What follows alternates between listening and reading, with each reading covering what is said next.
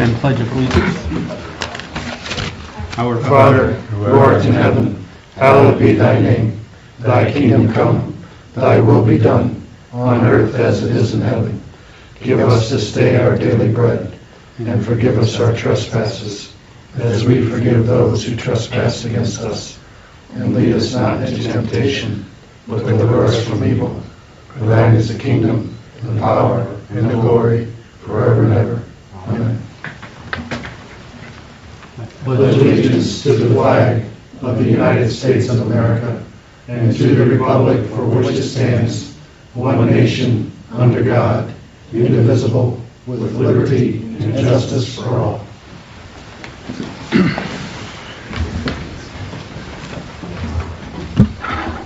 Hey, welcome everyone.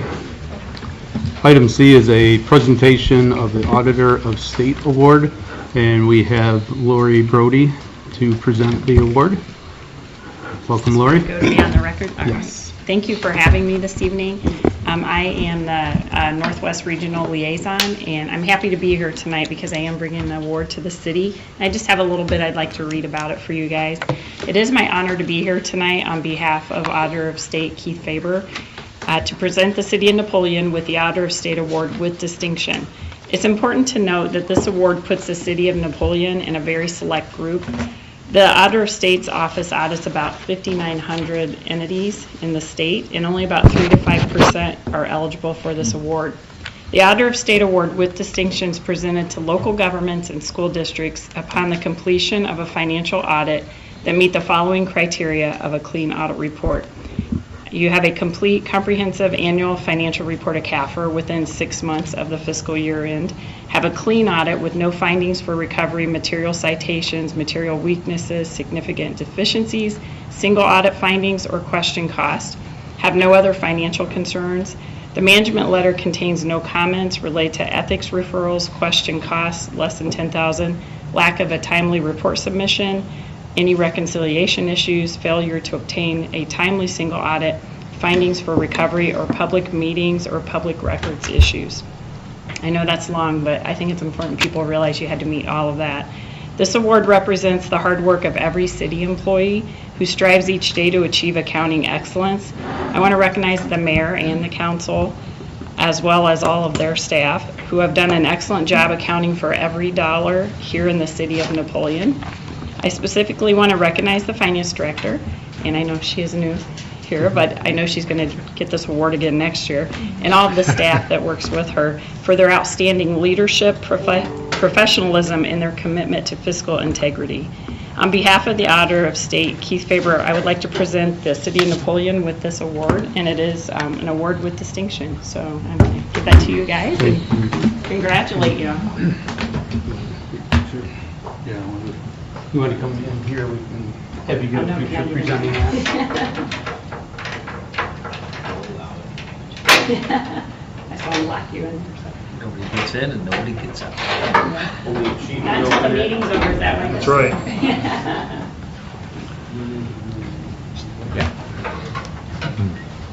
But congratulations, the distinction part's a really big deal, so You accept it? we'd like to do it in person, yeah. I'll stand over Here, here. finance director, there you go. Want the chair out of the way? Yeah, Yes. yeah. Come on, in the middle. Don't be shy. There you go.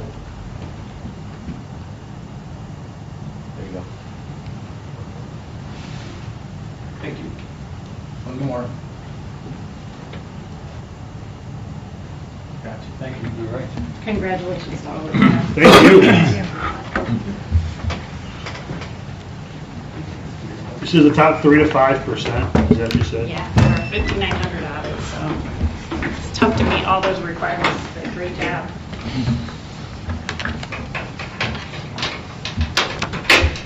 That's for FY 2018. Yes, so we'll be 4 months, 5, 6 months, started, yep, the next one. Okay. Thank you very much for coming. Really appreciate it. Thanks for having me. Okay, moving on to item D, approval of minutes from August 19th, 2019, regular council meeting. In the absence of any objections or corrections, the minutes shall stand approved. Shall stand approved.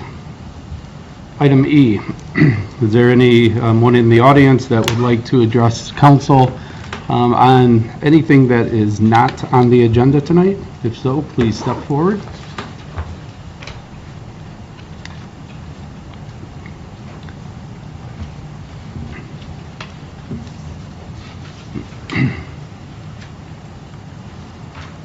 Okay, seeing none, we will move on to item F, reports from council committees.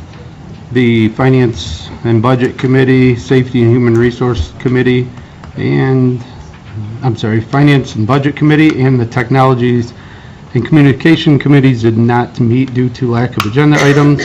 However, the Safety and Human Resource Committee met on August 26th, 2019. Dan?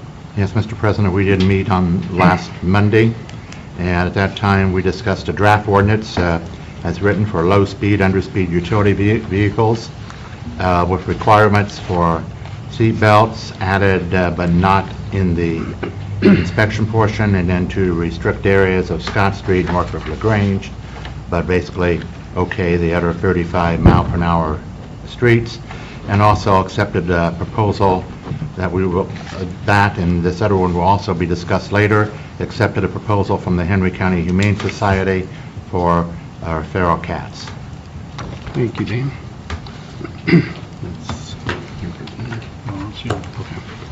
We're going to make a change on the agenda and jump down to item K1, go to the city, discussion or action, recommendations from Planning Commission to approve PC 19-07, city updated master plan with verbiage changes to sustainable.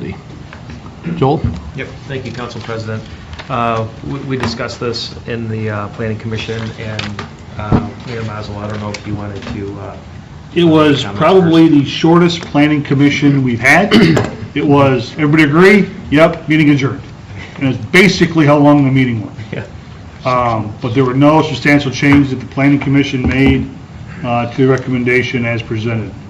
As Joel is going to talk about, we may want to up some of the verbiage about connectivity and some other things to help us as we apply for future grants, but no substantive changes were offered by the Planning Commission. Thanks. And then there is just one section that's on page 60. So this is the language, and it's for our own electric department for grant writing purposes.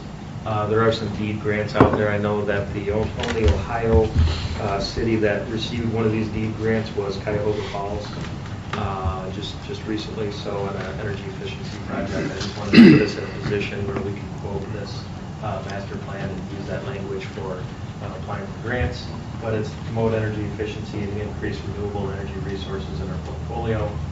And it just kind of talks about energy efficiency programs, why it's a benefit, and how it can be used for retaining and attracting businesses and keeping cost of living down for residents. Other than that, the everybody has a copy of it. We have also Glenn Grisdale from the Reveille Company here to give us some of the highlights on how we finished out. So, Glenn, did you want to make some comments? Yeah. All right. It's nice seeing everybody. Do I have to stand up and say the name for the record? Sure. Okay. Glenn Grisdale with Reveille. Thank you. All right. Well, thanks for having me tonight. I will be very brief. I know the last time I met you, we did a PowerPoint. Tonight, my job is to kind of give you an overview of the master plan and how it should be used. We developed it over the course of about a year. We started last fall, and we were able to give you a plan, whereas the last time we did the master plan, we looked more outward of the city's boundaries.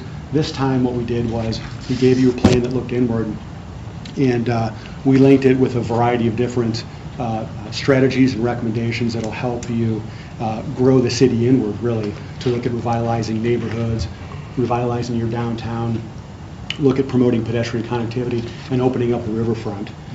So what we did is we ended up reaching out to all your residents. We reached out to a variety of different stakeholders. We met with a variety of folks on council, or at least we gave you inventory sheets.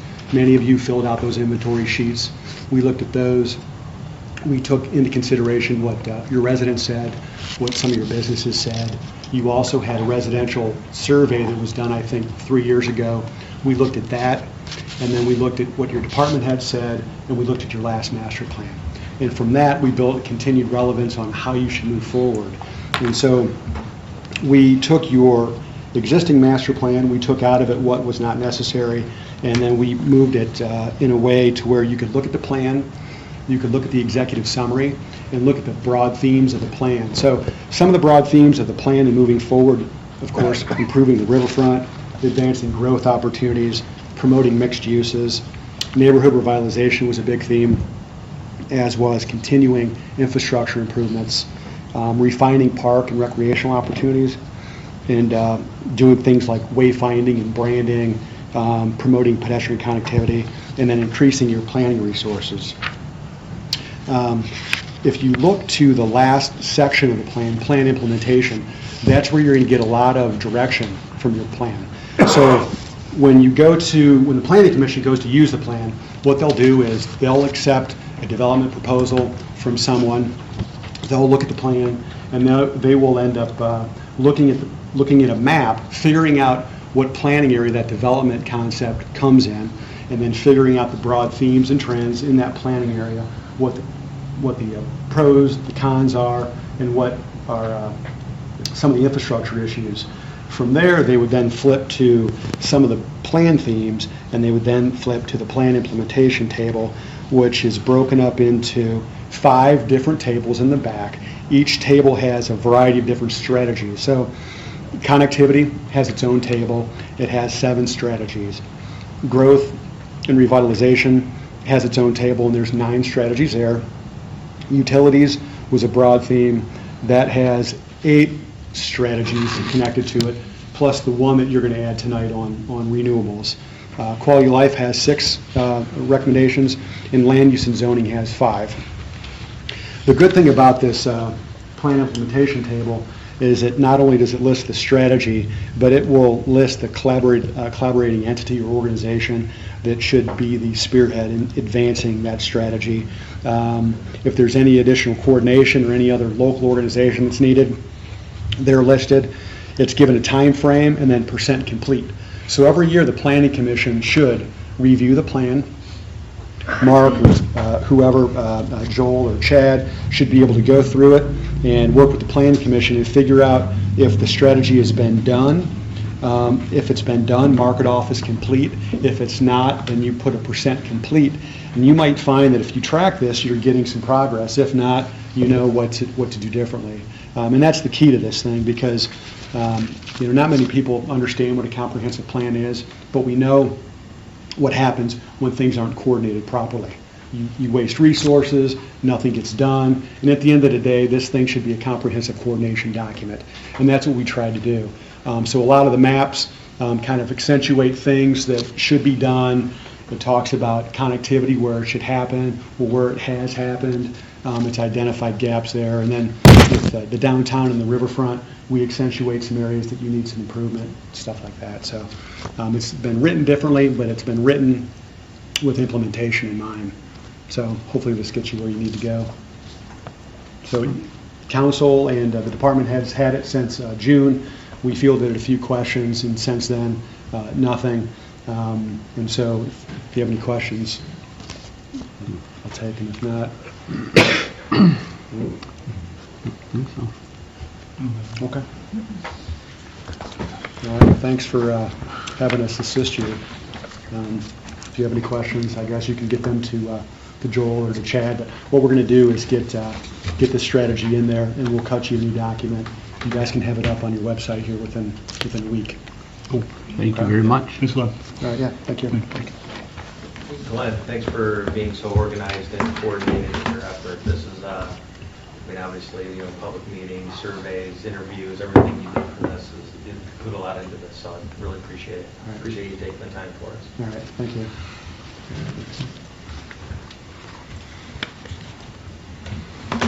Okay, we will go back to item H. If we're going to do something on this one, I'll need to be directed to draft legislation to adopt the master plan. Okay. We have a motion. So moved. Second. Okay, Rox, please call the roll. Dan, Yes. Joe, Yes. Stefan, Yes. Ken, Yes. Lori, Yes. Jeff C. Yes. Thank you, sorry. Thank you. No, good. I will go back to item H, introduction of new ordinances and resolutions. Resolution number 056-19, a resolution amending certain city finance department ordinances as they pertain to financial transaction language and declaring an emergency. Do I have a motion? Are we skipping bullet point 1 there? We'll come back. How did Coming it? back Got to this one, we'll come back to it. Okay. I saw it, thanks, Billy, yep. Yeah. Oh, I see. Yeah.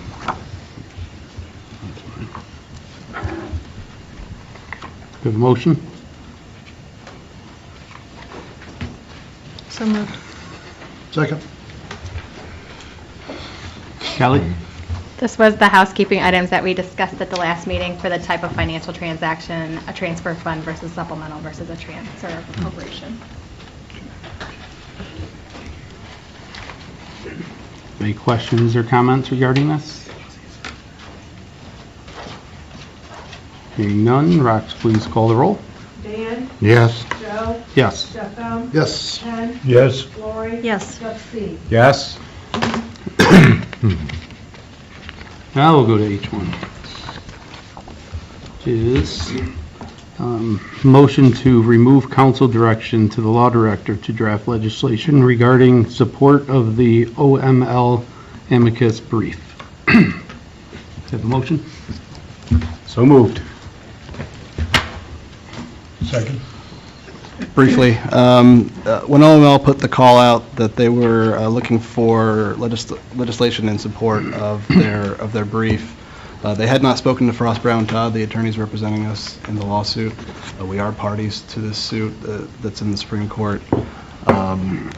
So they put it out and they gave draft legislation. Well, Frost Brown Todd got a hold of them and said, we would prefer that the cities that we're representing as parties not be in any way involved in the amicus brief. So to clear it up, the OML then again put out something saying, we're only asking for municipalities who are not currently involved in the suit. So we had you direct me to draft that legislation last time. It's no longer necessary, so we're looking for a motion to remove that. Okay. Any questions or comments? Hearing none, Rox, please call the roll. Dan, Yes. Joe, Yes. Stefan, Yes. Ken, Yes. Lori, Yes. Jeff C. Yes.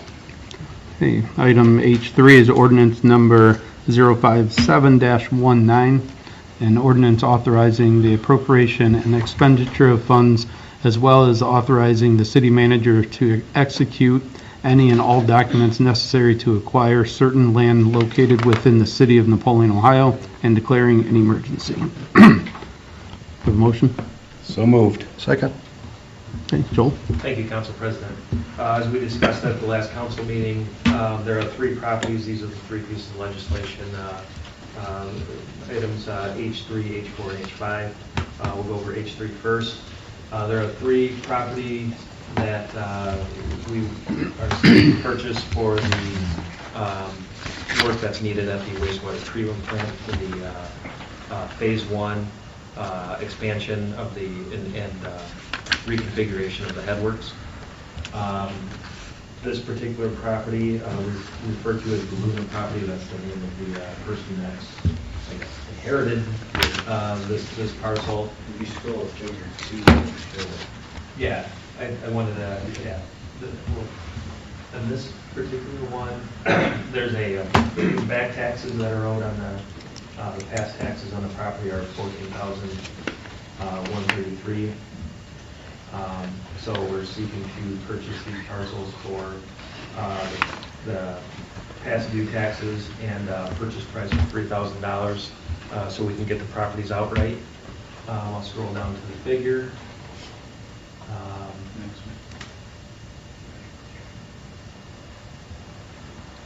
Zoom in a little bit. But essentially it's two parcels, they're split. Down to where the cursor is, it's kind of hard to see, down to the bottom right is where the wastewater treatment plant entrance is. And this area is largely where we're proposing to put the new Headworks facility. So that covers this particular parcel, but we're requesting suspension because it's needed in order for us to move forward with platting and planning and surveying the property so that we can get that started and then continue with actually being able to get on the property and work on the property to plan for any kind of expansion.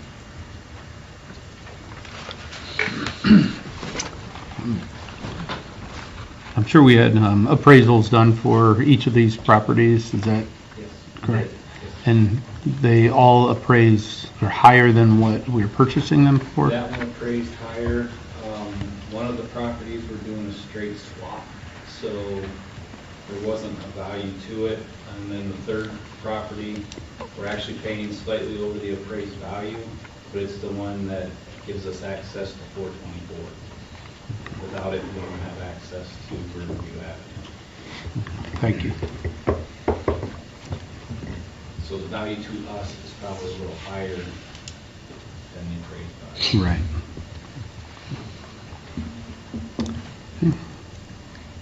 Any questions or comments? Can I have a motion for suspension? So moved. Second. Hey, Rox, please call a roll in suspension. Dan, Yes. Joe, Yes. Jeff M., Yes. Ken, Yes. Lori, Yes. Jeff C. Yes. And Rox, please call the roll on the ordinance. Dan, Yes. Joe, Yes. Jeff M., Yes. Ken, Yes. Lori, Yes. Jeff C. Yes. That has passed under suspension. Okay, moving on to item H4 is ordinance number 058-19.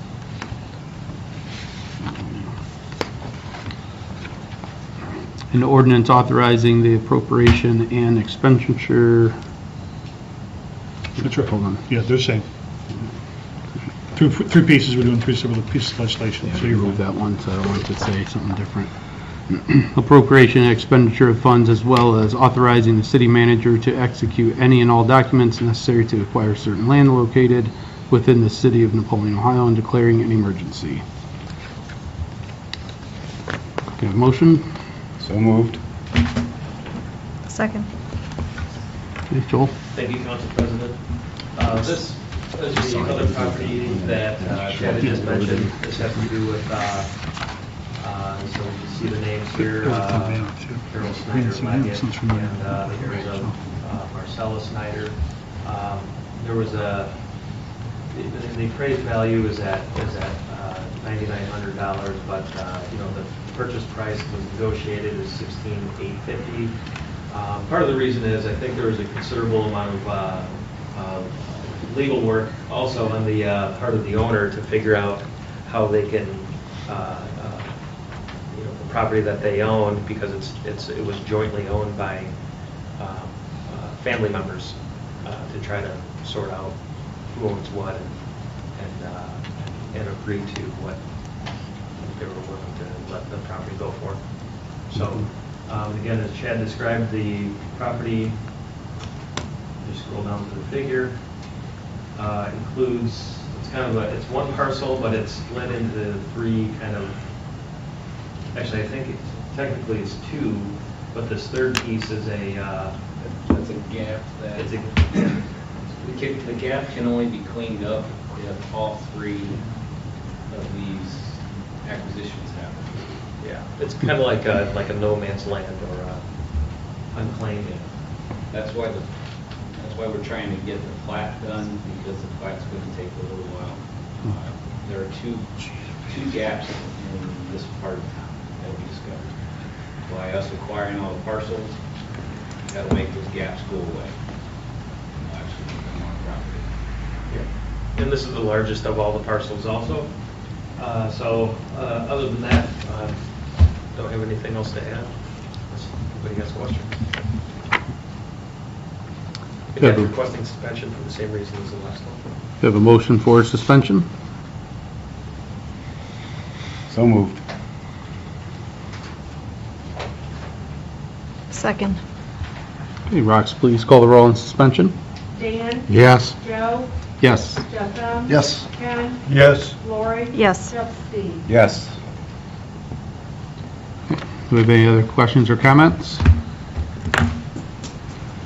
Hearing none, Rox, please call the roll on the ordinance. Dan, Yes. Joe, Yes. Jeff, Yes. Ken, Yes. Lori. Yes. Jeff, Steve. Yes. Okay, that has passed under suspension on first read. Moving on to ordinance number 059-19, an ordinance authorizing the appropriation and expenditure of funds, as well as authorizing the city manager to execute any and all documents necessary to acquire certain land located within the city of Napoleon, Ohio, and declaring an emergency. Do we have a motion? So moved. Second. Joel? Thank you, Council President. So this is the third and final parcel. The appraised value is $11,100, but we're doing a direct land swap with the property owner as proposed. So I'll scroll down to the figure. The parcel, let me make sure I got this correct here. Parcel that the city owns is what's listed as parcel number 2. 2 and 4, which is that sliver, This sliver. the other sliver. This one. This one right here. Oh, this one right here. Gotcha. This little sliver right here. And what we're proposing to do is the owner of this, what they, PTOL 13, we're looking at doing a swap where we will acquire a portion of land from this individual on the back, call it the back 40, in exchange for land that the city owns on the front half closer to 424. Is there a better, here it is. This is a better view of it. Is this correct, Chad? That's what it will look like when we're done. If you scroll back up to the previous one. Oh, this one. Yeah. There we go. That, so you can see, this is theirs now. I got you. This is theirs. That's the biggest piece, because we're getting That's what we've got. all of acquired this. from them. Yeah, but we This need that one, from them. but we're carving out. That's ours, and we're giving it to them. Okay, the whole thing. Gotcha. That's the swap. We'll have everything on East Washington then, where the headworks would need to go. Yeah, okay, I can read it. It says Murray, K. Murray is the owner of Murray Rio owns City, that. Napoleon here. Sorry, I have that. So it's a direct swap, just so we can, and this is directly, so let me go back up to the top here. On this parcel, you can zoom in a little bit.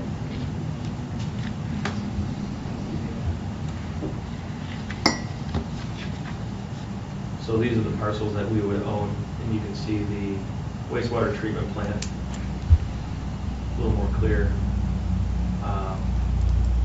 And the headworks facility is proposed to go on, 18, 19, 12, Marissa's Gap.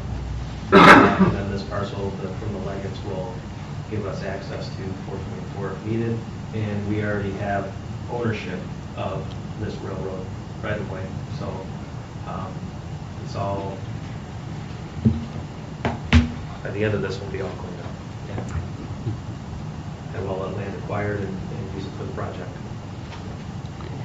Who all was involved in trying to figure out these puzzle pieces?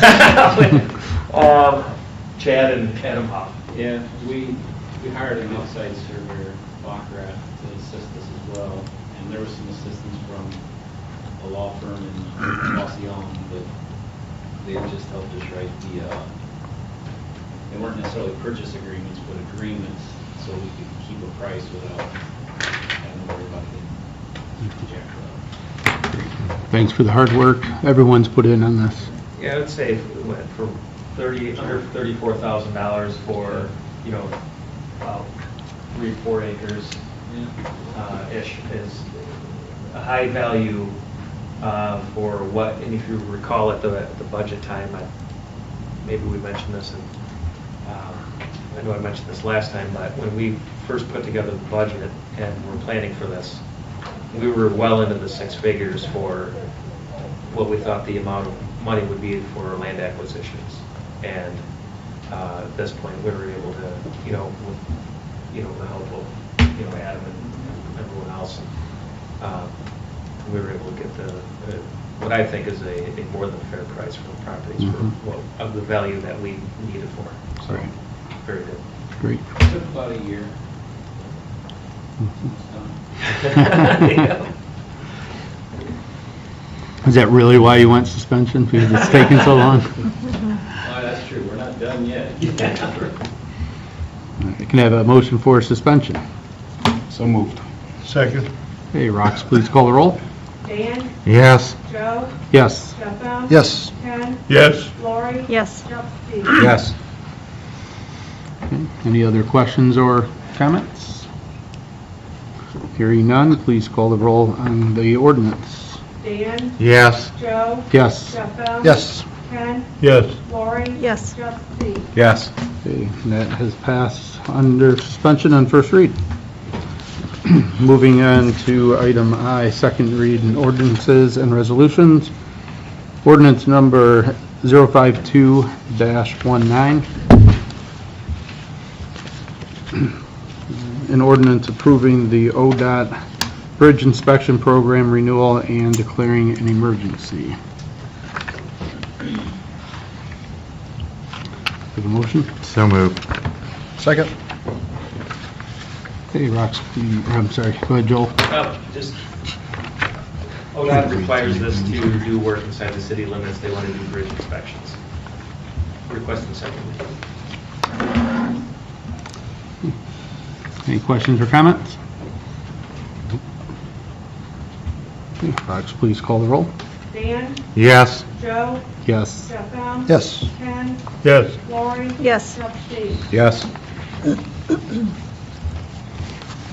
Okay, moving on to item I2, ordinance number 055-19, an ordinance supplementing the annual appropriation measure supplement number 5 for the year 2019 and declaring an emergency. Do you have a motion? So moved. Second. Joel? Thank you, Council President. This ordinance is needed to pay back the Ohio Water and Sewer Rotary Commission. This is for a collection of assessments that were obtained through land purchases in the North Point area and Palmer Ditch. I think last meeting we discussed a little bit to find out if there were any, if we were paying any interest or anything, and when there was none. So therefore, as far as I'm concerned, we don't really need to suspend the rules unless someone else wants to make a motion to do so. Any other questions or comments? Rox, please call the roll. Dan, Yes. Joe, Yes. Stefan. Yes. Ken, Yes. Lori. Yes. Yep, Steve. Yes. Okay, we'll move on to third reads. And third reads, ordinances and resolution. We have ordinance number 050-19, an ordinance approving current May 2019 replacement pages to the City of Napoleon codified ordinances. Could I have a motion? So moved. Second. Okay, Joel? Thank you, Council President. This is twice a year, we have Walter Green Company go through our ordinances and update them to update, to reflect any changes at the state level and to reflect any changes in our codified ordinances.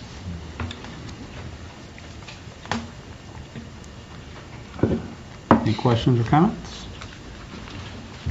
Rox, please call the roll. Dan, Yes. Joe? Yes. Jeff Bell? Yes. Ken? Yes. Lori? Yes. Trustee? Yes. That has passed on third read.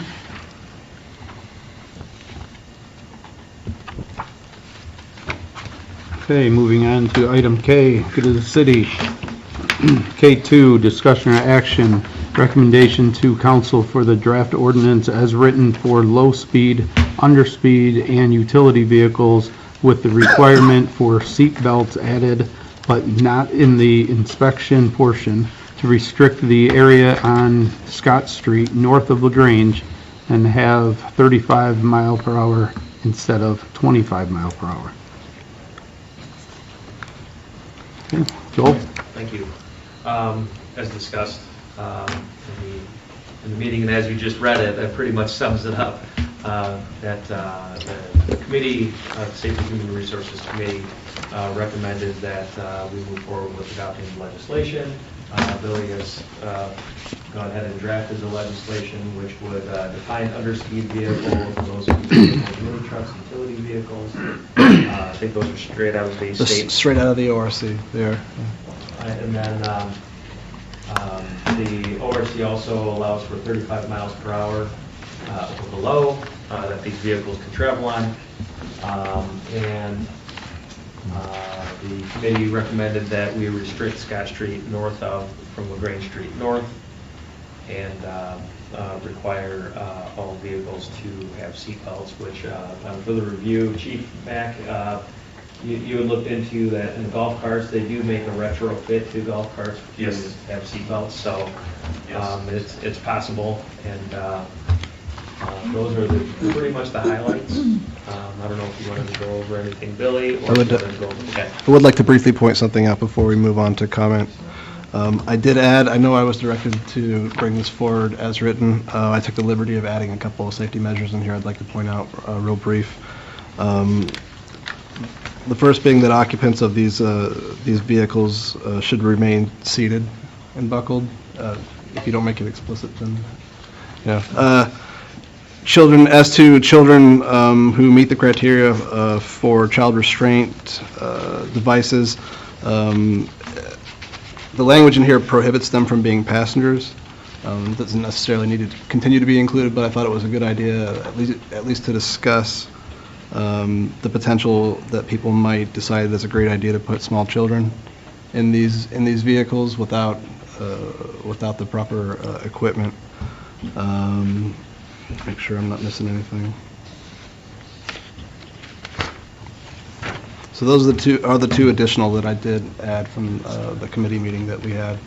Something that I continue to dig after that meeting to see what other cities might be doing and just to think about some general safety measures, and I did want to add those, but I wanted to point it out so nobody was surprised by it.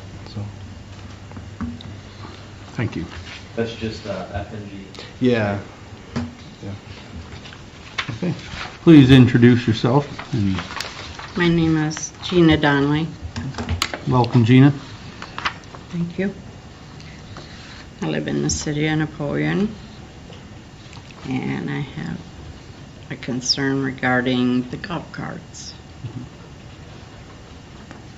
I know it seems like it's everything I've read so far. It seems like you guys are going to pass it already, so I still have to say what I need to say.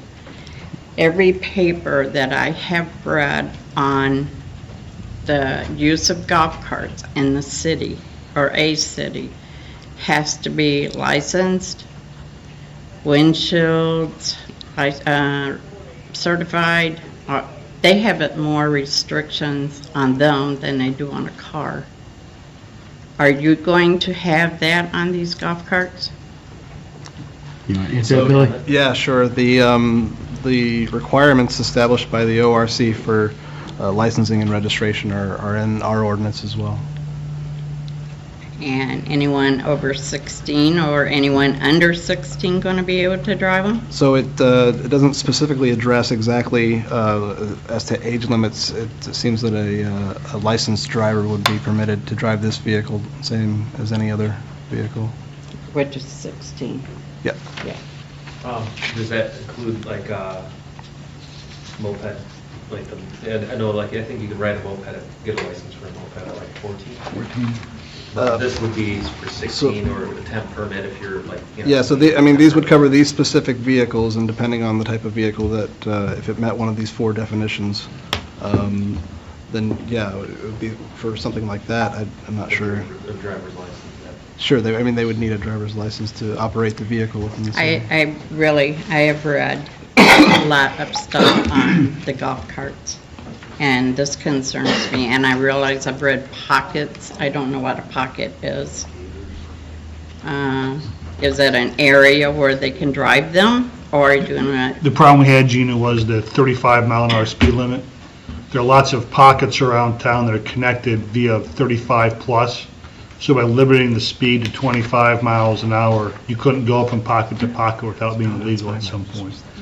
By increasing it from 25 up to 35, now you can connect some of those pockets. For example, if you're on the south side and you wanted to come on this side of the river, you could not legally because the river bridge is 35. But now upping it to 35, now we connected all those pieces.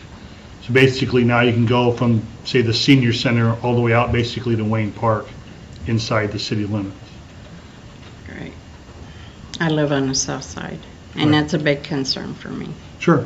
I don't want kids riding them. It's bad enough we have people ride illegal as it is, but I had to say what it's, I And they have to disagree be with it. They have to be inspected. I mean, if they have all the lights and all the safety stuff that a normal car would have. And we're going to have those all registered with the city, correct? Yes. Yeah. Okay.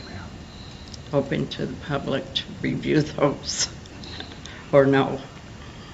I mean, I want to make sure that when you guys say that we can put these on the road and somebody gets killed, whose fault is it going to be? Right, and that's a concern of ours. It's a concern of parents putting their kids on a moped out. So, I mean, there's underpowered or low-powered vehicles already on the road, in my mind, and those are called mopeds. So this is actually more restrictive than a moped rider is, because you have to be 16. You have to be legally licensed, not 14. So, and all the other stuff that we're adding to it. The seat belts and those kinds of things. And I'm not dismissing what you're saying, Jim. Right. Yeah. I live on the south side, so that means the senior center is already built. And now they're going to build the senior housing. Right. That concerns me. I probably won't be around long enough to know whether it got all the way built or not. But if seniors, are you going to have the roads going from the housing to the senior center? Is that my understanding? Those would be under 35, so those are eligible to ride on currently with the golf carts, yes. Raymond Street ends. Somebody's got to make a street for them to come from there to there, right? They can go up with 5th Street to around, right? Yeah, 5th Street to Roars. Roars and around, yeah. Okay. Yeah. Guess there's nothing more for me to say. Thank you very Thank much for you. taking time out to come and address that with us. Appreciate it. If I can interrupt real fast, I'm sorry. I did miss one, item H, and Councilman Commodore, you sparked this in me. I put it explicit in there that nobody's supposed to be on the sidewalk. Right. So, Thank you. just not that needed to be stated, but there it is. Right. And, you know, one I would do also, I'd recommend this would go 3 readings if we would vote in favor of this. I don't think this needs to be rushed through, because I think we do need, if additional members of the public, pro or con, have something they want to say on this issue, I want them to have the opportunity It's a big change. if yeah. we should do this. And I definitely wanted to point out that in this, what the committee recommended does exclude Scott Street from LaGrange to the North City limits, I believe, correct? That's correct. Item B there states that essentially, and I'll cut out the legalese, just to say, nobody north of LaGrange on Scott Street in one of these types of vehicles. So that does, I guess, remove some of the concern that we had about that congested area up there. Go ahead. And there would still be some pockets like the subdivision you live in, sir, because of the 45-mile-an-hour speed limit in the subdivision I live in, we couldn't necessarily come out on County Road P and come in because those are over 35 miles an hour. So there would That's still correct. be some, Some pockets. You can see the maps are printed out in front of you too, kind of depicting 25 miles an hour is blue, 35 miles an hour is green, and everything in red is above 35 miles an hour. So there's some maps in front of you that kind of just give you a snapshot of what are the areas that are, what roads can be driven. So yeah, you were correct. Anthony Wayne Acres, whoops, that's upside down. Really sorry about that. That's right. Anthony Wayne Acres, and really, if you look, Riviera Heights and Twin Oaks. you could write them in that pocket, but you couldn't Correct. You can't. go out. You can Because stay in. 424 is over 35 miles per Yeah, hour. it's 40 miles an hour. And so is Jan's Road outside the city limits. Outside the state, correct. Bales. Or, no, Jan's and Road Jan's P. outside, so we cross the Down, tracks. okay, Yeah.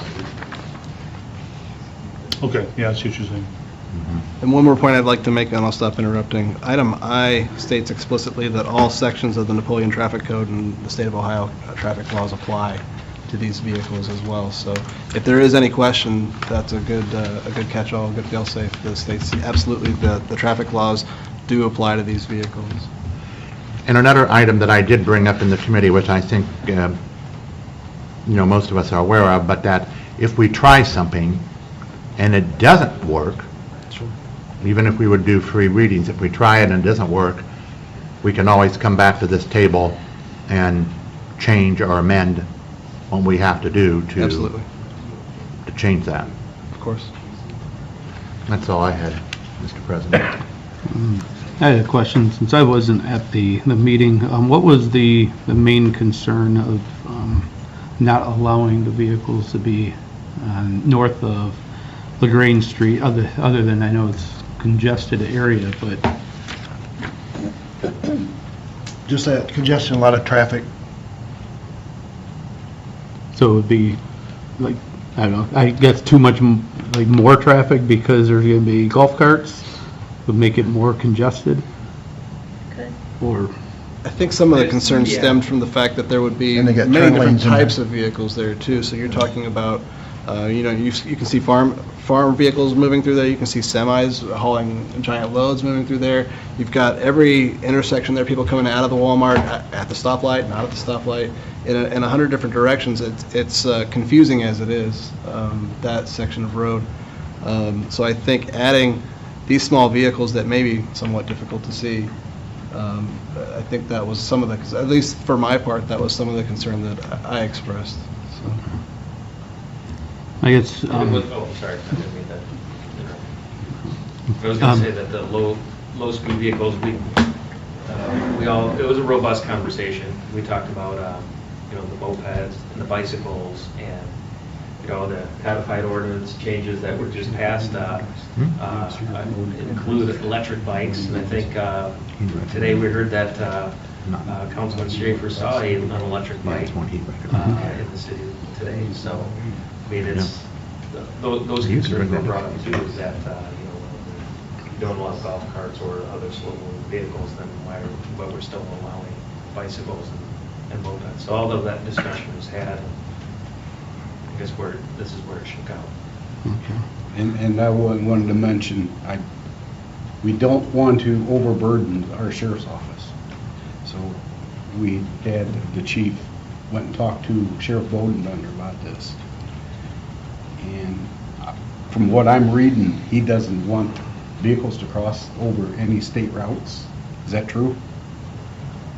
That was his recommendation, but do you want to come up and comment? When in talking to Sheriff Bodenbender, that was one of his suggestions, is no state routes. Just to be clear, inspections would have to be done by my agency. He'd prefer anything inside the city to be done by our agency. As he would just do the state minimum, but basically what the state law requires for inspections. So for adding seatbelts and things like that, we would do it at our agency at that point. Offered us their checklist and that type of thing would be put on our own letterhead that we would take that over then for any city resident. But they would still do inspections, but they would only cover the state minimum requirements. He prefers that anyone inside the city. Prefers it. Yes, Okay. that will be done by our agency, which I don't foresee any kind of major issue with that.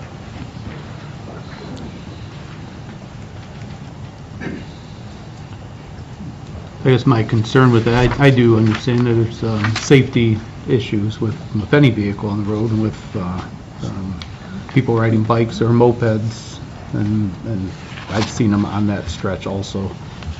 But we have some housing out north of 24 there where we see people walking along that little cow path or whatever we want to call it, and maybe they don't have enough money to afford a car, but they could a golf cart that could get them to and from Walmart or any of those places that they need to. Yeah, Chad?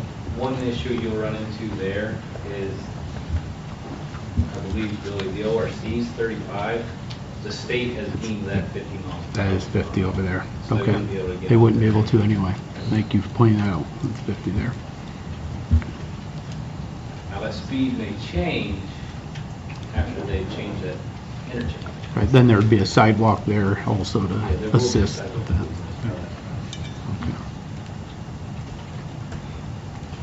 Okay. There was one thing to clarify, thanks Danny for bringing it up, is say from the intersection of the LaGrange north, I mean, it was the committee's recommendation that somebody driving on Jaeger would be able to cross Scott Street and go down LaGrange and turn into the chief parking lots, let's say, or go to Hills.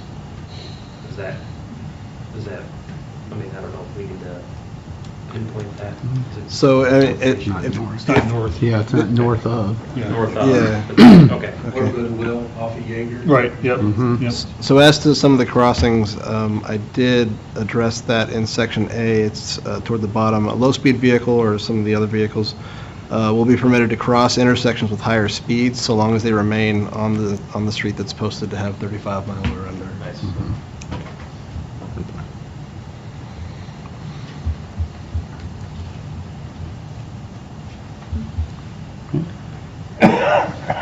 Any other questions or comments? Okay, Rox, please call the roll. Dan, Oh, I'm sorry, are we doing any motion on this?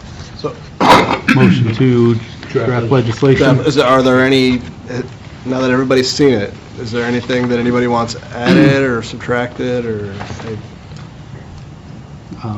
Personally, I would have liked to see it exactly the way it is with the state. That's my opinion. And kind of see how things go. Not thinking about, okay, well, what if this happens? Because I'm kind of maybe giving them too much credit, the state, that they thought about some of the things and, you know, that's what their rules were. I think you are. I'm sure, I am, yeah. Right. This concerns me. Honestly, it does. I'm waiting for some of the first issues to pop up. They'll happen. So. But if there's anything that needs to be taken out or added to, if council wants to discuss as to, or take a vote as to remove anything, or if council wants to simply direct me to draft this thing that's already drafted and present it at the next council meeting, then I'm happy to do that as well. I'll make a motion to draft the law director to, as it is written here. One second then. Hey, Rox, please call the roll. Dan, Yes. Joe, No. Jeff M. Yes. Ken, Yes. Lori, Yes. Jeff C. Yes. All right. Moving on to item K3, discussion or action recommendation to council for Henry County Humane Society Plan D, as in David, for feral cats. Okay, Joel? Thank you, Council President. So I'm just going to go skip right down to the, what was presented by Joan from the Henry County Humane Society. With her was Jim Boops, who was a board member there and has been for some time. And I did attend their board meeting the week prior to the Safety and Human Resources Committee meeting. And they understand and they recognize that there's an abundance of an abundant cat population in Napoleon. They deal with it every day. And when I did my first tour of that facility, every one of their cages was full, and they're all full of cats. So they do a significant amount of work in helping the cat population by, they get a lot of drop-offs, they do a lot of transports for spay and neuter. So they do a significant amount of work in the community. But, as you probably noticed or you probably heard from residents, is that, there are a lot of cats. Now, one thing that they did point out, that Jim pointed out, was they stopped, they were they are now a no-kill shelter, and that stopped, they stopped euthanizing animals in about 6 years ago, 5 or 6 years ago, I believe is what they had said. So, Most animals. yeah. So now they will, if there's an injured animal, they'll humanely euthanize them, but other than that, it's virtually a no-kill shelter. So since that stopped, they've seen the cat population around the area increase a little bit. So so they put together sort of a series of plans of what they would recommend that what the city could do to help this. And Plan A, so I got to go through Plan A because it talks about the city of Napoleon adopting an ordinance not feeding cats. The issue with feeding the cats is that the cat population does grow, and they have a sustained food source. So as Joan put it, a mother cat, if they have a sustained food source, can go back into heat a lot quicker than because it doesn't have to hunt, so it can go back into heat a lot quicker and have more litters of kittens. We talked about the extreme case where there was a resident feeding a lot of cats. They had about 40 cats at their residence. The person was had an issue. There was an EMS run at this location, and we talked about how the first responders had to decontaminate because they got fleas. Not to mention all the other issues that were over there, but that feeding the cat issue has been addressed at this point now, so I don't believe that there's anybody living there at this point. So Plan A has to do with at least addressing the food source, and what is talked about is the or the cause of a lot of the overpopulation right now of cats. And then the Henry County Humane Society will continue to offer low-cost spay and neuter clinics once a month to the community. That's going to take a little work because they already get a lot of cats, and they do it once a month. They take about 40 cats a month. They could be doing a lot more if they had the resources to do that. So that's and it's difficult to get these cats into a vet clinic to have spay and neutering done because of the volume.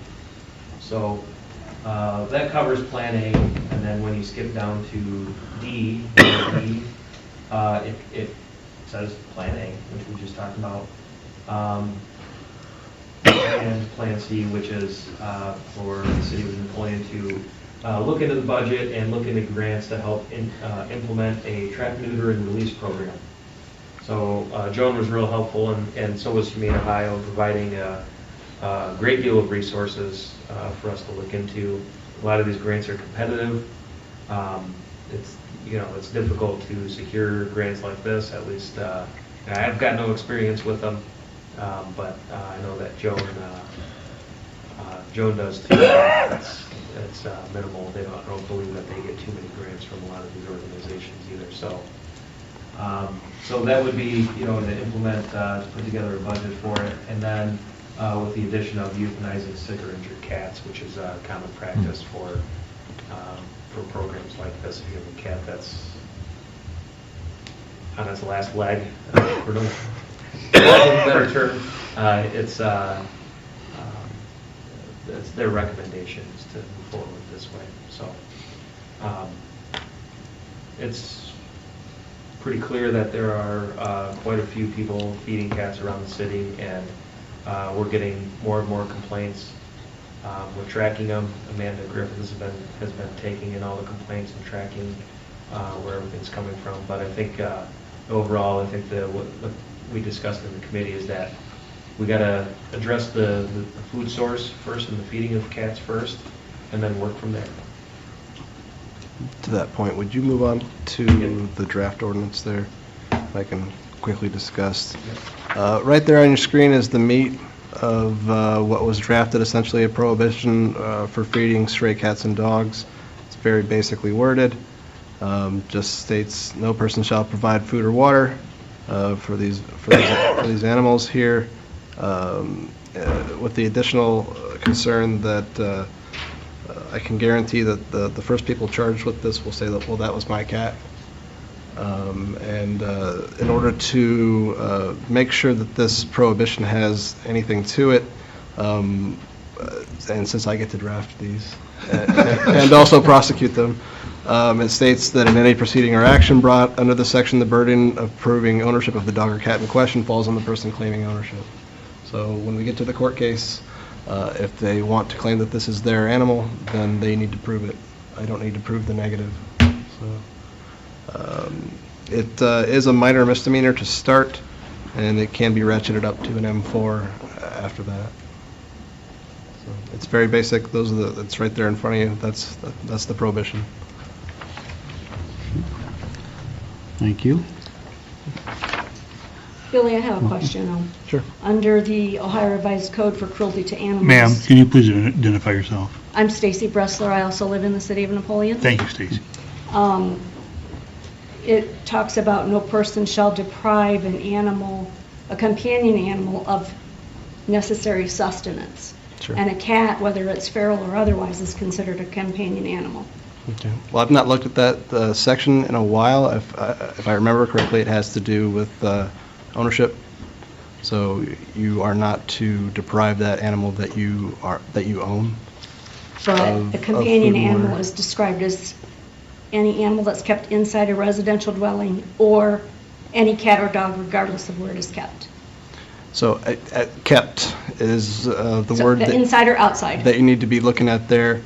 And further cherry picking certain sections of the revised code without having the entire thing in front of me, I would say that ownership is likely key there, but I haven't memorized the entire revised code. So. But again, not feeding an animal that's used to being fed is going to make the problem worse, because when they're hungry, if there's no food available, they're going to get into your trash.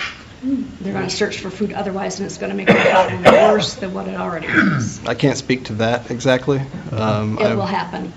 Wonderful. But I have drafted what was asked of me. And Right, and I'm not arguing with that. I'm just telling you that when an animal is hungry, it's going to find food somewhere. And if you have garbage setting out for trash day, whatever day of the week it is, and there's a chicken bone in there, they're going to find it. Or if it's sitting in your garage waiting to go out for garbage day a day or two later, they're going to find it if they're hungry. Okay. Any other questions or comments out there? Question, when the seat belt law first came to existence, it was not you can't stop anybody for a seat belt violation, but if you find somebody that's speeding and then they're not having a seat belt on, then you can get them a seat belt too. Can we do the same kind of thing with feeding feral cats? I really don't want Chief Max guys out going looking specifically for people feeding feral cats. And I doubt that would be the... I'd rather it just be an add-on, but you see what I'm saying? Kind of Sure, and I think... Not a focus, just a... Yeah, practically speaking, I can tell you that's how it's going to work. I mean, I would imagine... It's a policy, you know, it's... Right, but they're not... Should we write it that way? I don't see. Council, do we want it right there? Do you want it that way? No. I wouldn't want to limit what the police department could do. I mean, how would you draft that then? Are you saying that this can only be a secondary charge, or are you saying that, However, I don't know how the seatbelt thing was done way back when it first was done. Sure. Was the secondary, I don't, so, I mean, the issue with the seatbelt is you can't stop a vehicle when it's driving down the road simply if he's obeying all other traffic laws. you can now, you couldn't then. I don't believe that that's the case. Still It's still secondary. Yeah. So, in this instance, are you saying that we would not be able to approach the house without some primary concern, domestic violence or something? I don't quite, it doesn't, I don't see a need to head in that direction. I can tell you that the guys aren't going to be out there, like I said, spyglasses and everything else, hunting down the people who are attempting to feed cats. Now, if we have a complaint, certainly this gives any letter sent to a homeowner, perhaps prior to charges, a little bit of teeth as far as we understand and have received a complaint that you are doing such and such a thing pursuant to Ordinance 50517. What you are doing is minor misdemeanor on the first offense, M4 on the second. Please stop feeding these animals, otherwise we may be forced to respond. But having it as a secondary, I guess we would have to show up with for some other reason and then see it. Right. And then cite them. Understand. And I don't see how that would work. Just as a side note, the TNR program is the way to go. That is going to reduce, it's going to take time because the cat population didn't happen overnight and you're not going to cure it overnight. But the trap meter return is the answer. That's part of the plan. Yeah, I mean, it's going to take time. Right. But your colonies of cats are very territorial, and they're going to keep other cats from moving in. So when those cats are trapped and neutered and returned, they're going to keep other cats from moving in until they naturally die off. So they're going to keep other cats away. So you don't want to not feed those cats once they have been neutered. They're going to keep your rodents and those other things that you don't want down. And when you neuter them and you return them to where they were, they're going to keep other feral cats from moving in because of their territory. They protect their territory.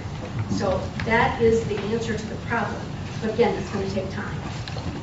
And it's going to take money because you have to pay someone to fix those cats. I was with the Humane Society for several years, and I started a TNR program.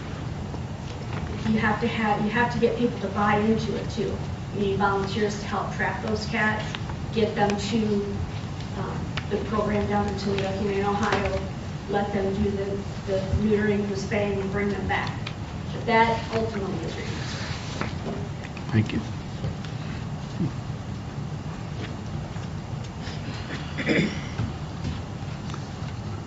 Anybody else have any questions or comments? Anybody want to make a motion to draft legislation? Or direct the law director too?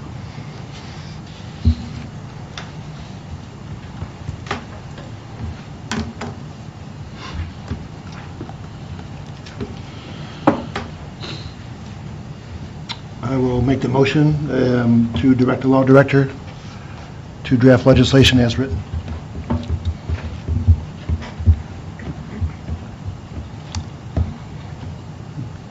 A second?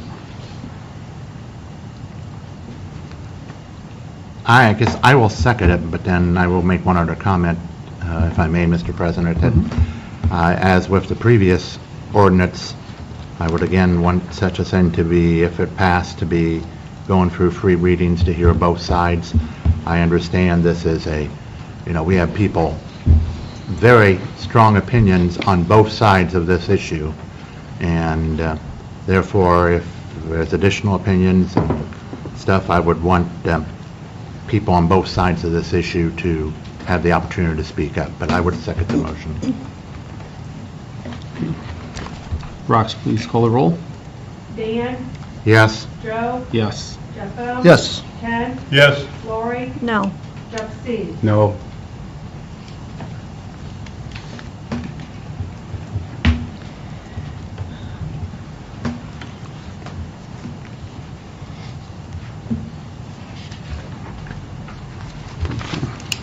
That has passed 4-2. Moving on to item K4. Changing city bills for customers that pay the Henry County Water Sewer District assessment to reflect the amount of assessment that is paid. Joel? Thank you, Council President. What you have on the screen right now is something that Kelly and I and staff have been working on. This is what we did is we got the rates, the rate structures for each of all the communities, not just the Henry County District, but also Liberty Center, Helena, Florida. And- Joel, can you zoom in on maybe one section at a time? We can't see any of All it. right, yes. Thank you. Okay, so I'll focus on the Henry County Water and Sewer District, since that's what the request was. So I just wanted to make sure that we capture all the data, not just in this.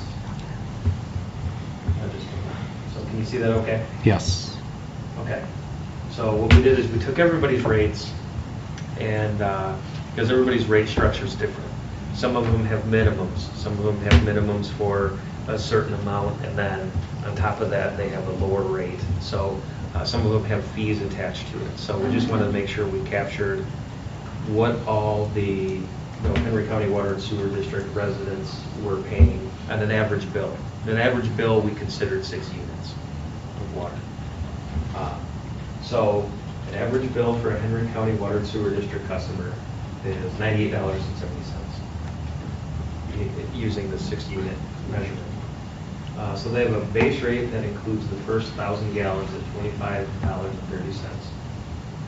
They have a fee of $2, and then any additional units are at the rate. So AC. So $71.40. So the total of $98.70.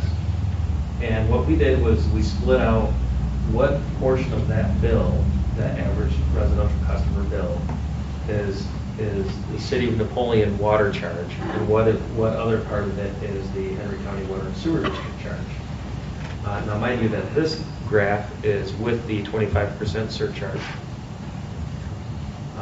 So it's almost a little over half of what their water cost is from the City of Napoleon.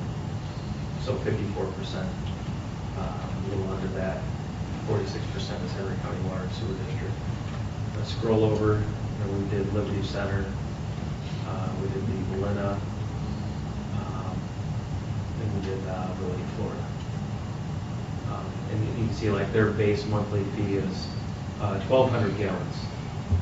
So automatically, if they don't use 1,200 gallons, they're paying $44.52. And then everything on top of that, they do it per gallon, they do it per unit.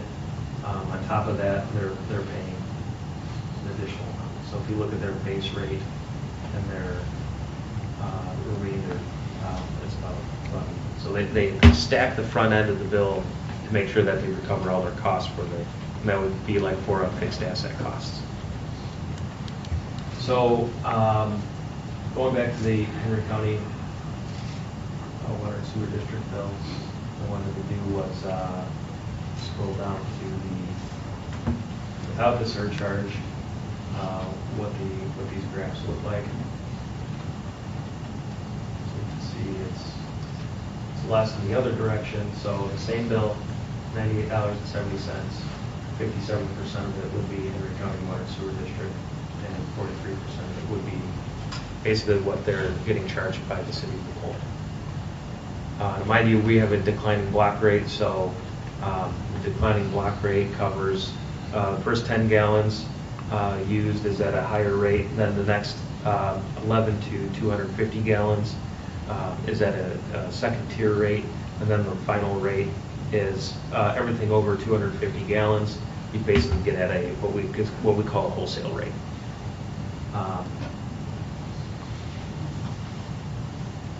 So, just look at the rest of the communities with the 0% surcharge, it kind of goes back the other way where it's a higher rate for that the communities inside. So it's about 50-50 with Liberty Center with a 0% surcharge, a little over. But that's basically what we're looking at. We wanted to make sure we captured all of this data and let you know. But what we can do, I think the request was, can we separate out the bills from what the customers that we bill to Henry County Water and Sewer District customers to make sure that the bills reflect how much of it is a Napoleon charge and how much of it is the Henry County Water and Sewer District charge.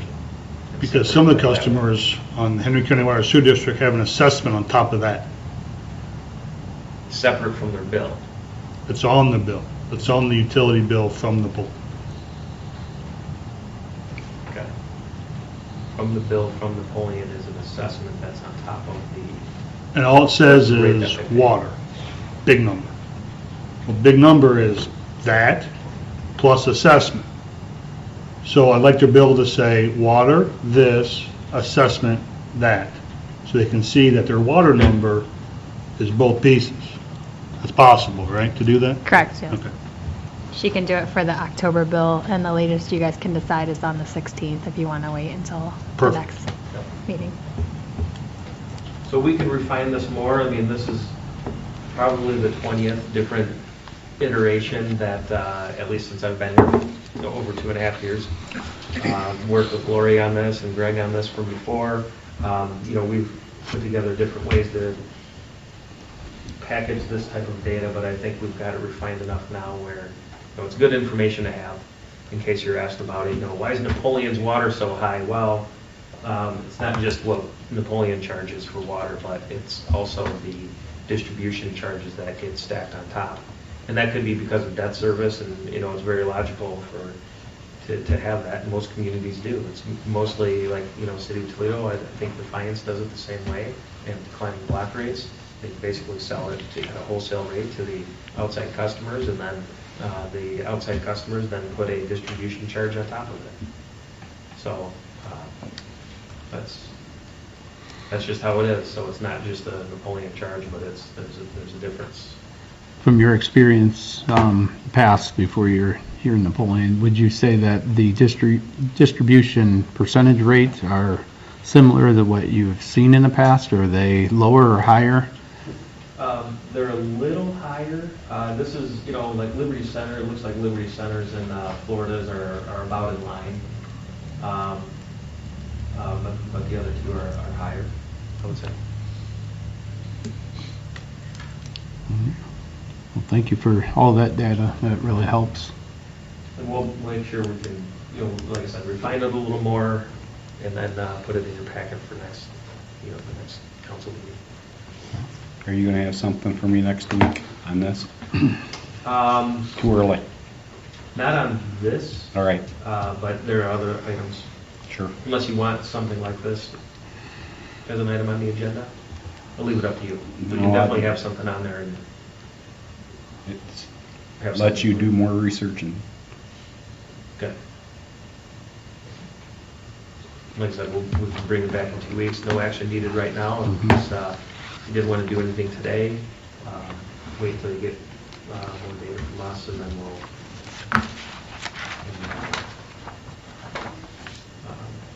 talk about it at the next meeting, if that's okay with everyone else. That's good. Thank you. Okay, moving on to item K6. I'm sorry, K5, approve purchase of the T-Rex line truck from Sourcewell for the electric department. All right, thank you, Council President. Mm-hmm.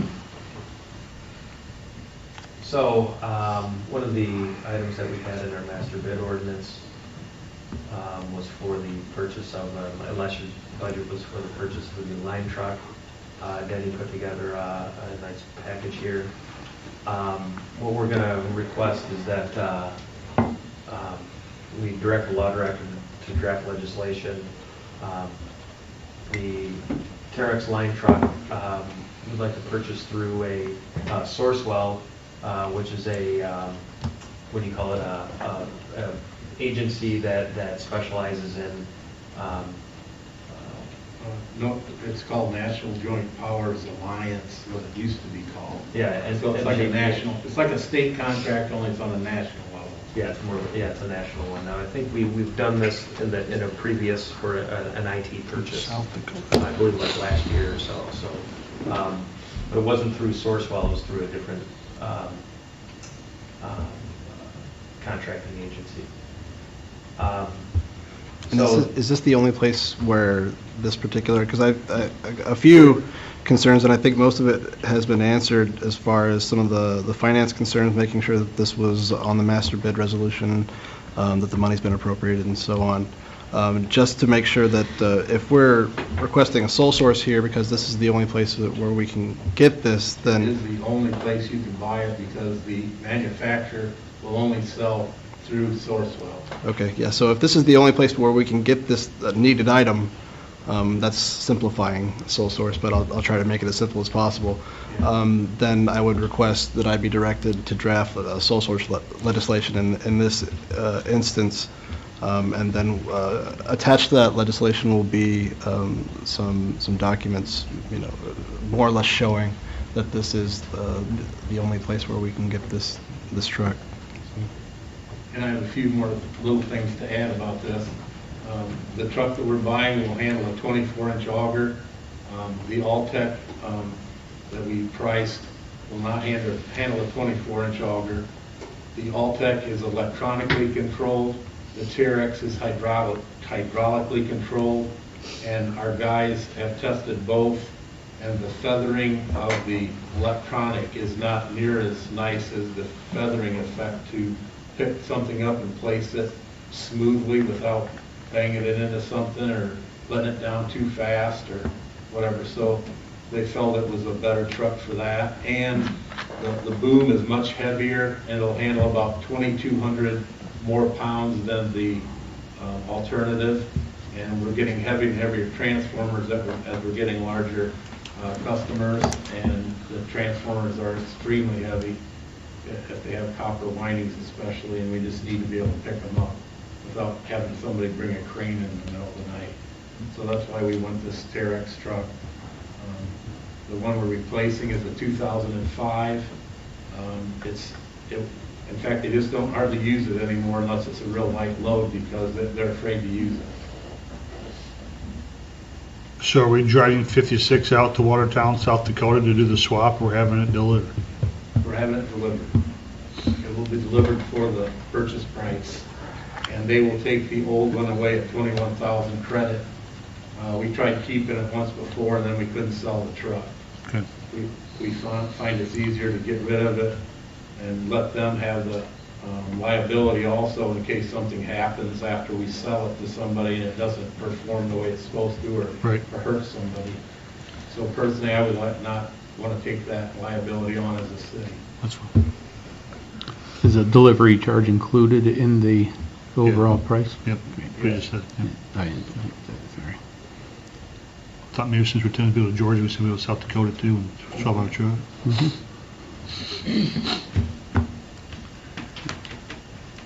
So I'll work with Joel and with Denny to make sure that we've got the proper documentation to back up our sole source request.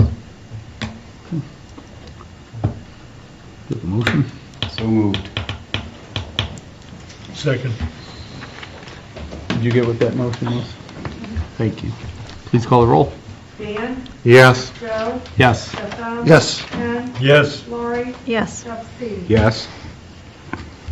Okay, moving on to item K6 is application for ODNR Forestry Marks Surplus Radio Assignment Opportunity Grant. Joel. I don't know if you want to chip in on this. The Ohio Department of Natural Resources about a year ago came up with some additional grants. Those grants come from extending their footprint. Before, it didn't include Henry County. So last year, they decided that they were going to include all of Henry County instead of just Liberty Center.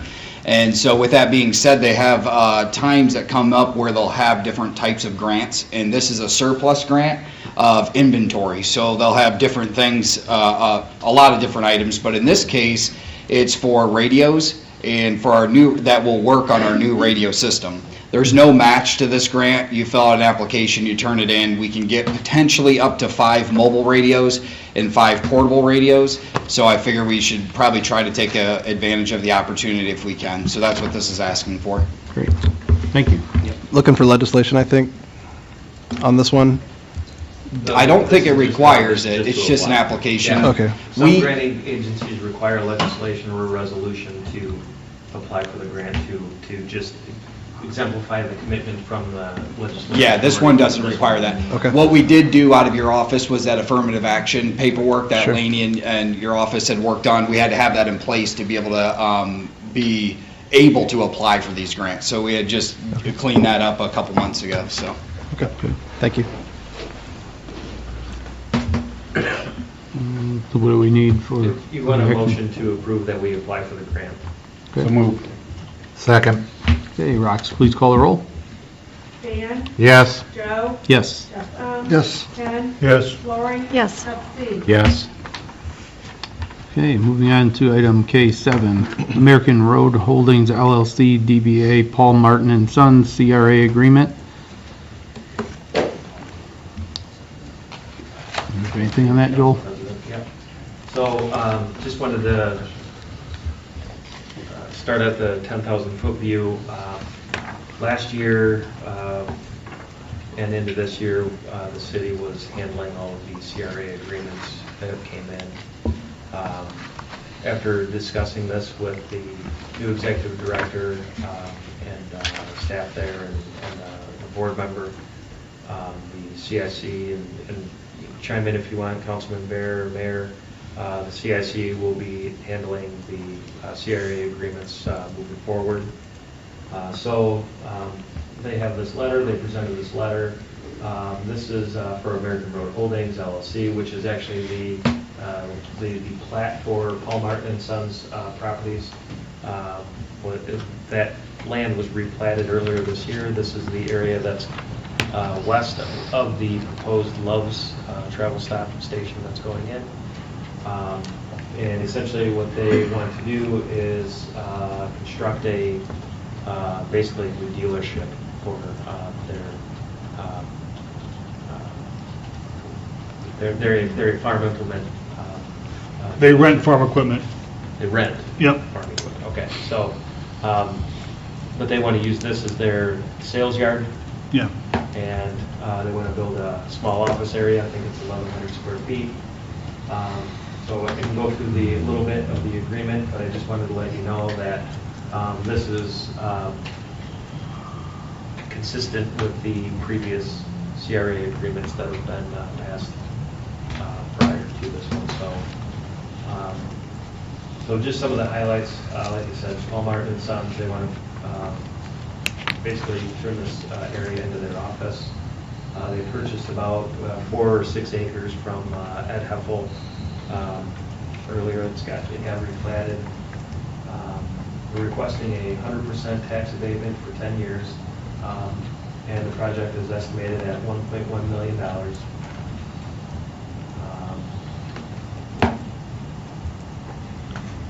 The facility will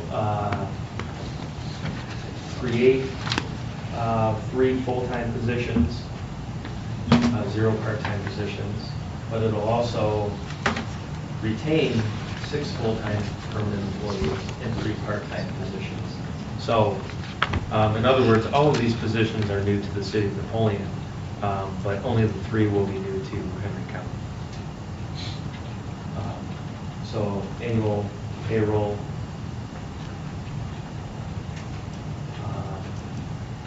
$350,000 for the retained employees, and it looks like about $180,000 for the new employees. Again, $1.1 million project, plus or minus 10%. This will have to be reviewed by the TIRC every year. This is all pretty standard. 10 years for 100%. Oh, and the this would be Liberty Center School District Board has already approved it since this land is in the Liberty Center School District. So they've already approved it, moved on to City Council for your approval. There is a pilot, a 25% pilot that's consistent with what we've been doing in the past. So it's the same percentages as the J. Shank CRA, that's the Shank properties. Freedom Drive, so these will be percentages. These would be the payments of taxes for each entity that's listed. Other than that, I don't have any other details to share, just other language that's pretty standard from what the other CRA agreements are. So with that, if you have any questions, just right now I'm requesting legislation to be drafted for this. Do they own that property right now? They do. How long do they own it? Or Bought it this year. just, They bought it this year in 2019, I believe. The 6 acres they did? Yeah. They did own two other, they're very narrow parcels that, and I can pull it up on the auditor's website, or it's they stretch from American Road down to Freedom. There were two narrow parcels. I think they did a parcel combine on all three of them. They had them into one and they replanted them. So I don't know how long they owned the other two parcels. okay, I was just curious because I know some of, to a lot of people, the CRAs are kind of either confusing or they don't know exactly what that means. But since they already own the property, they're still going to continue paying the property tax for what the property was appraised for prior to anything that they add on to it. Yes. Yep. Because when people hear 100%, it sounds like they're not paying 100% of their taxes, any of it at all, for that time. Just wanted to clarify, they're still going to pay their property taxes that they owe now. Yes. And that's not going to change. The tax abatement is just on the improvements. Thank you. All right, could I have a motion to direct the law director to draft legislation? So moved. Second. Okay, Rox, please call the roll.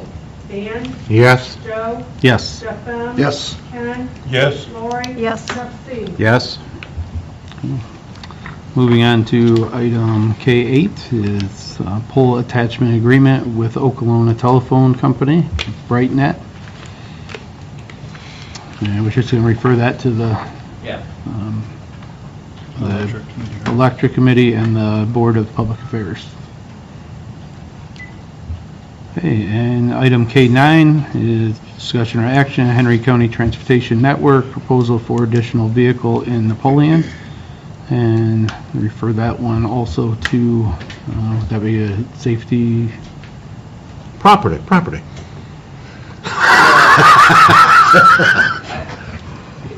Yeah, transportation. I guess it could go up either or. It could go into municipal properties if you wanted it there, or if you wanted it to go to safety and human resources. But If Lori doesn't want it, I'll take it. I think I actually, I'm trying to think of what the I think I might actually benefit for that is to get transportation to people and originally talked You to know, do Mike Sales to have it under Or skid car, or safe. municipal They can get properties. around from So he's planning on to talk about what it. You okay with that? allow you. Okay. Did you get that? Thank you. Okay. It's good of the city. Let's start, Joel. All right. Do you have any executive sessions? Let's No. start. Oh, great. No, but Chief and Laney went out and selected the K-9 unit today, so. Oh, nice. It's kind of a surreal moment that it's happening. Right. It's here, so. I believe the officer starts next week in training and won't be able to bring the dog home until 2 weeks into the training, so. That's one item, and then the items that you saw in the back, if you came in through the back entrance, all the items that are stacked up are like gov deals, should be out of here hopefully by the next council meeting. Don't get picked up, they might wind up in the dumpster, so. No, but they're on gov deals now, and there's some items out in the hallway here, so it's just kind of cleaning the house a little bit. And that's all I have. Thank you. Nothing from me. Ken? I can see all the way across the railroad tracks now. Yeah? The weeds are mowed, the spraying has been done, Mm-hmm. and Oakwood Avenue is almost like driving on a new street after they patched it today. Yes. Good. That's all I have. Was that an us do or a railroad do? The railroad. Railroad fix, did they fix Glenwood also? We can't, we don't go on their property. So the one in Glenwood was, From, you mean the crossing? yeah, Oh, that, we did that. Okay. Yeah, we did that. We had, I thought you meant about the weeds. no. Yeah. We did that crossing. And Chad, how many years have we been battling with them over this intersection? My whole career. So it was just, there was, didn't take a whole lot to do, but it was just, we felt it was, time to take a leadership position and just get it done and knock it out because, we've been battling with them for 15 years and we haven't got the results we wanted, so. I do have a question. Who knocked the buildings, that portion of building down right beside the railroad track at North Perry? That was the railroad. Was it? Yes, it was. Yeah. Amazing. Well, they're under new ownership, so hopefully things change and the responsiveness to some of our issues are handled. Then maybe we should put a little pressure on them to clean up stacks of junk that are along the tracks. That too. Yeah, the stacks of junk and the silos too. I've got complaints on the silos that are next to the tracks. By the, Yeah. VFW. Yeah. Still have alfalfa pellets in it from too. Anything else, Ken? Nope, that's it. Jeff? Nothing, sir. Mr. Mayor? Senator Brown's aide in the area is Ann Longsworth Orr, and she set up a meeting with local mayors and the senator on Friday. For our issues, talk about transmission issues, and then maybe water, maybe workforce. We'll thank him for all the work that Ann does, but is there anything else that we can thank him for to help us with? I'm having the CIC check on federal programs where state closed to help us with economic development stuff, but it's just nice when you ask for something to say thanks for something you got in the past. So, but I think we can get something on transmission, right, Joel, Yes. to give them some good numbers, and that Yeah, we'll work on affects everybody in the state, so it's not just a Napoleon issue. So if you think of anything, if you don't know Thursday, the meeting's on Friday. Did they ever pass the Legion? Yes. They didn't do that already? Yes. Okay. It's a nice win on Thursday night, Chief. Thank you, sir. Yeah. Go beat the Tigers. Hold home court on Friday. Need to go to executive session, figure out development, and go Army, beat the Wolverines. No. Gently now, gently. The only, Washington's favored by 24, so I think I'm pretty safe in bragging up Army this week. So I will cheer for Army. I appreciate that, Navy man. That's all I got. Thank you. That's the only thing I have is I did have a Napoleon resident bring to my attention the fence outside of the city building here, and her request was to have that painted white sometime, possibly. What are the thoughts on that? I think we wanted to wait a year, and it's been a year, so we had talked about staining it, but, I mean, if there's a color preference, we can do that. You know, it's a one-time shot, so I think, at least when we first put it up, we had to wait a year because it was treated lumber, and we couldn't stain it until, well, we could stain it, but it would be more effective if we let it sit a year, so. I don't know what, is there a preference on? I live in the city, I want to see it taupe. I take a vote? Yeah, right. Yeah, I think what's it was less. just a stain color that that I was thinking of that would just, more or less, just treat it, make it look a little nicer. Right. What's the easiest to see for a snowplow going through there at 3 o'clock in the morning? Not white. And maintenance, a stain may hold up a lot longer than paint. Yeah. So, We're told. we're told. Pardon me? Can we discuss it with Parks and Rec? Yep. They'll probably be the ones that have to maintain it. Okay. We want to refer that to the committee or to the, I'll leave it up to Lori, or we can just go with the plan of staining it and moving on.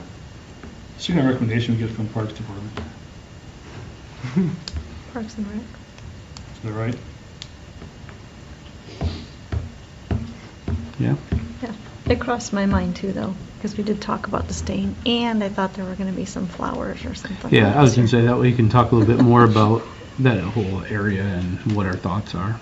Wherever they have flowers out there, somebody comes out and waters them, putting a couple of baskets on there that, you know, the hangers make it look a little nicer, would be You took flower pots away from there. nothing, so. We did. Difficult.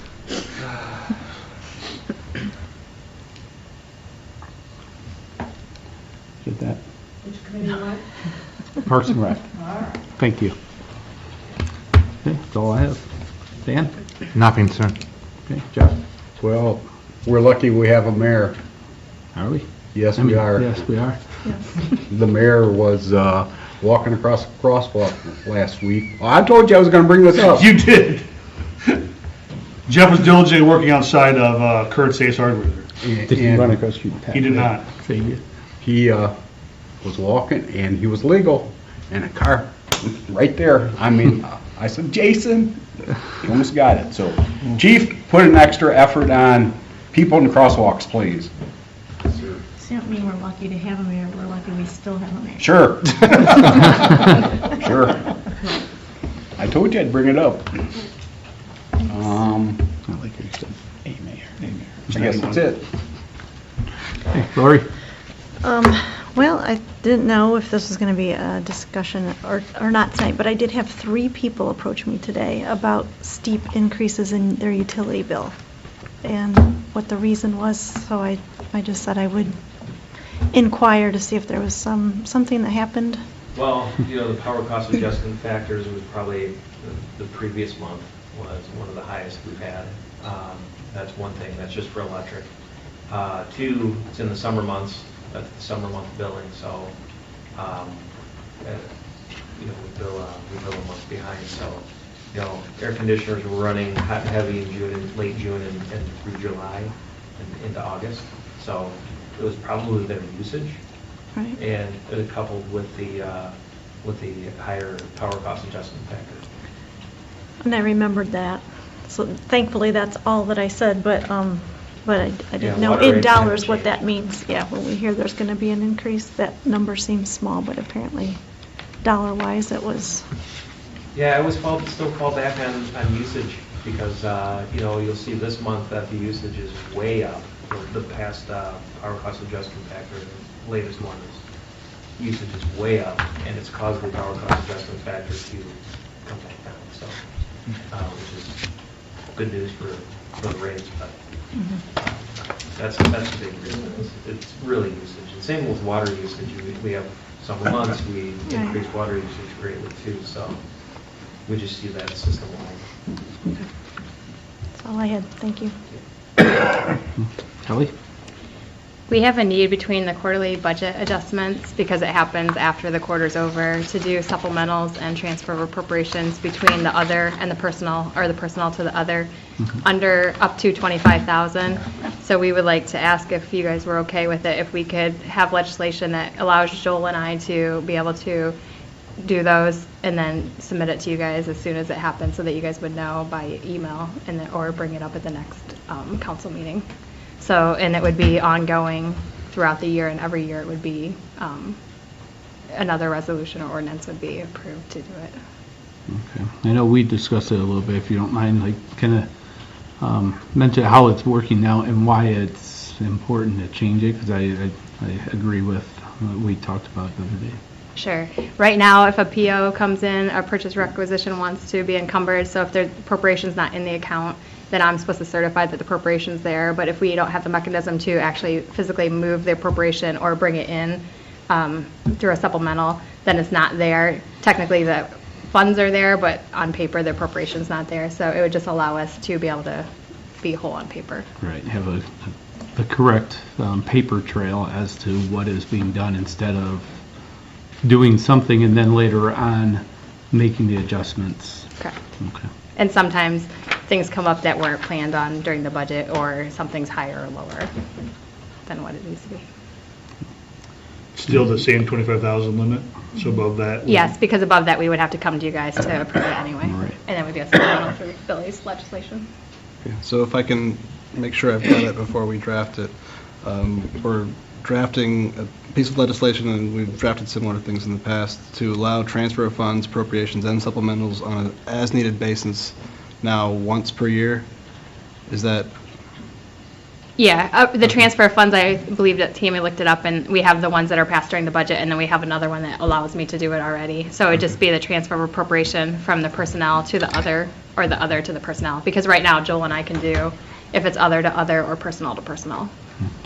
And then up to the $25,000 limit, because otherwise we would come back with that legislation. Yeah. So we would pass it right now, we would need to pass it now, but then in the beginning, January 1st or whenever, we would pass it for the entire year. But if it happened, then we would let you guys know what it was.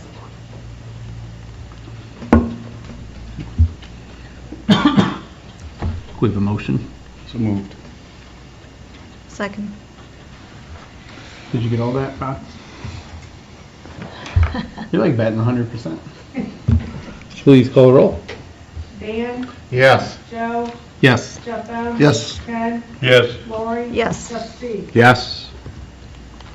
You know, I only ask you that when I'm like, I only know about 20% of what we're supposed to say. So I'm very impressed that you get it every time. Thank you.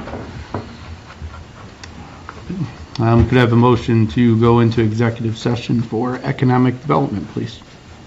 So moved. Second. Hey, Rox, please call the roll. Dan, Yes. Joe, Yes. Jeff M. Yes. Ken, Yes. Lori. Yes. Jeff Steve. Yes. Going to come out of executive session for economic development. So moved. Second? Hey, Rox, please call the roll. Dan, Yes. Joe. Yes. Jeff M. Yes. Ken, Yes. Lori. Yes. Jeff Steve. Yes. Okay, no action was taken. And moving on to item M, approve payment of bills. In the absence of any objection or corrections, the payment of bills shall stand approved. I just want to say something. I need more time than the day of a meeting to look at bills. Just saying. When did you guys? Is that in the packet? No. No. It was Not done today. at 10:20 this morning. Tracy had thought that she put it up there before she went on vacation, but she did not, so we apologize for that. Okay. It'll be in the packet sooner next time. Just don't let it happen again. You don't want the wrath of Jeff Commodore. Do you want to take like 20 minutes and we can look it over now? Nope. I looked at it at my place of business today. Okay, moving on to, what's our next one? Adjournment. Do I have a motion? So moved. Second. Hey, Rox, please call the roll. Dan, Yes. Joe. Yes. Jeff M. Yes. Ken, Yes. Lori. Yes. Jeff Steve. Yes.